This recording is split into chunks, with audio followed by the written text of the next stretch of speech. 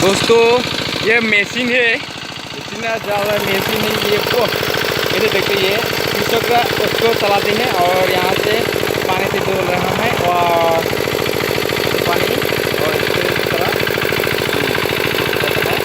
और ये मशीन का उसका ये वाला ये जो पर्दा है ये मैं अभी बता देता हूँ।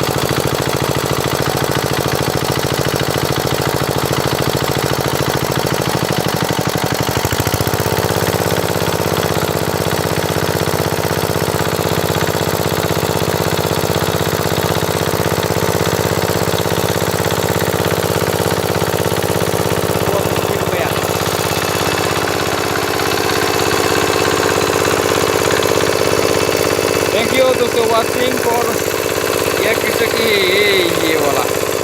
ठीक है दोस्तों, आप मेरा वीडियो देखते रहिए और सपोर्ट कीजिए। Thank you.